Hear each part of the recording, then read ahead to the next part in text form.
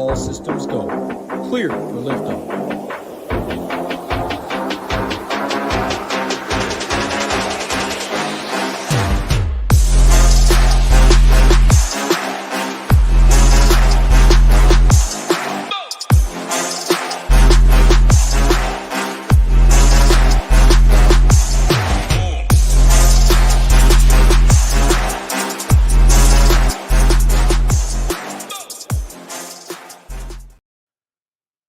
What's up, everybody? Big Marley 3 from SHIPIT Nation here to break down the Week 15 NFL afternoon slate for you guys.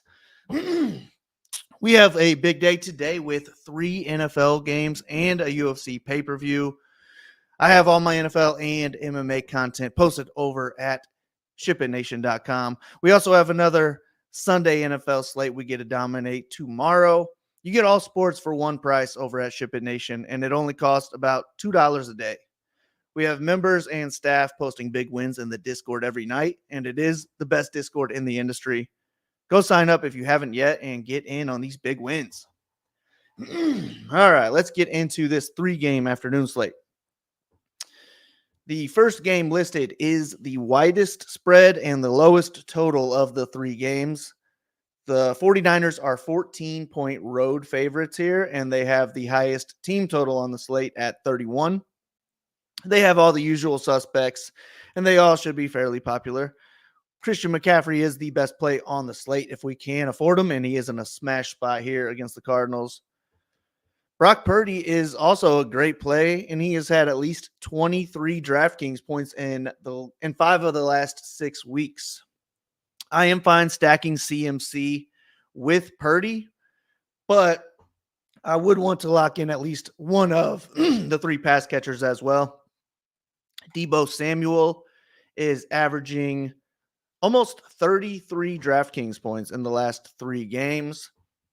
Brandon Ayuk had 148 receiving yards against this Cardinals defense in week 4.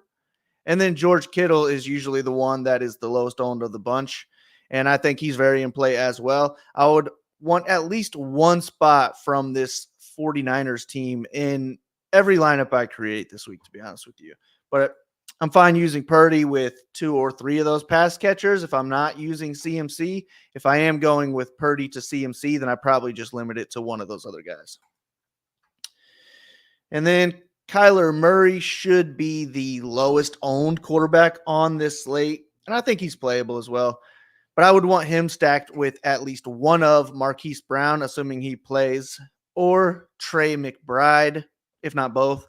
And then McBride is probably my favorite tight end play on this slate. And then James Conner's in a tough matchup, but he should be low owned, and he's coming off a big game scoring 25 DraftKings points. It's probably just those Cardinals players for me, but if you need some salary relief, you can go down to Greg Dortch or Rondale Moore if Michael Wilson ends up sitting again. And if he ends up playing, then you can play Wilson as well. And then the next game is Washington at LA. The Rams are 7-point favorites with the second highest team total on the slate at 28.25. Stafford has the best matchup on the slate, and I would want to lock in at least one of Cooper Kupp or Puka Nacua in every Stafford lineup that I create. I mean, I also like Kyron Williams a lot as well at running back, and I'm fine using any 2 of those skill players with my Stafford lineups if I can't afford it.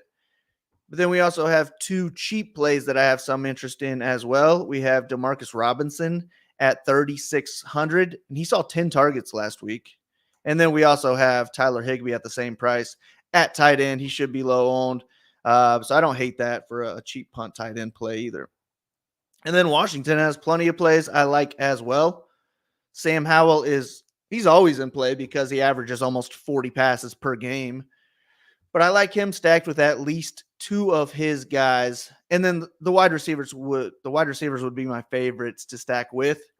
I like Terry McLaurin and then Curtis Samuel and then Jahan Dotson in that order. That's how I would rank them personally. And then Antonio Gibson should be a popular play this week at 5,200 with Brian Robinson Jr. out.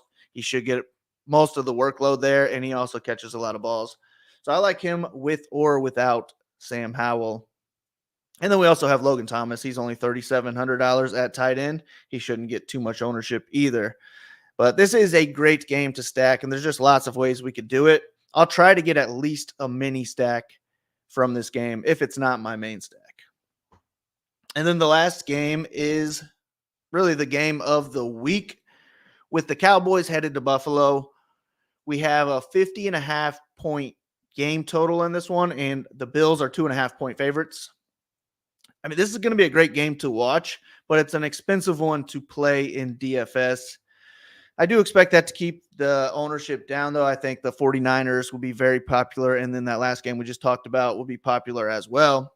But Josh Allen is our highest projected quarterback, and the issue is that his top stack partner is Stephon Diggs, and if you're looking to stack those guys up, that's going to cost you $16.6K, and that's just tough to afford. I do think Diggs will be low owned, though, so I have interest in it. And then Gabe Davis will also be very low owned because he just put up his third 0-point game in the last 5 weeks. I mean, I'm fine going back to him at low ownership. We really just need him to catch one long ball, and he can get there. And then Khalil Shakir would be the other wide receiver that I keep in my player pool. And maybe he's just cheap enough to help us get up to the Allen and Diggs if that's what we want to do. And James Cook is coming off his best game of the season. He scored 25 DraftKings points last week. He caught all 5 of his targets from Allen for 83 yards and a touchdown. So I think we could even stack Allen with Cook and then one of those pass catchers. And then we have both of the tight ends back now. I do prefer Dalton Kincaid, though. He did still see 8 targets last week, even with Knox back.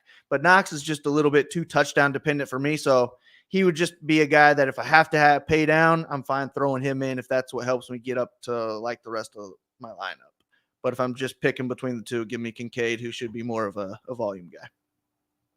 And then if we are using James Cook this week, I think he's stackable with the cheap Bills DST if we're not stacking up the offenses from this game. And then last up is the Cowboys.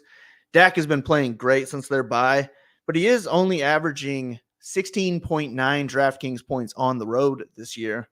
I probably prefer Allen for just $200 more personally, but Dak has been great to SHIPIT Nation this year, and he's won a lot of members and staff money. If I am using Dak, then I'm going to try and stack him with CD Lamb, who is averaging almost 30 DraftKings points since their bye. If I can't afford him, then I'm looking to Brandon Cooks and Jake Ferguson instead. But I would want Dak stacked with at least 2 guys, especially without CD. And I really don't want to keep their cheap wide receivers in my player pool, but I do think Tony Pollard is stackable with Dak as well. He saw 8 receiving targets last game, and I don't think too many people will look to him in this matchup, but Tony Pollard is very in play as well. That's about it. My full player pool will be listed over at ShipItNation.com. We have all sports for one low price. You guys can play more and pay less. I will be back with a primetime slate breakdown, but if you guys can hit that like and subscribe button for us, it really helps out. Good luck on this afternoon slate. I hope to see some ShipIt logos up top. Thanks for listening. Go ship something.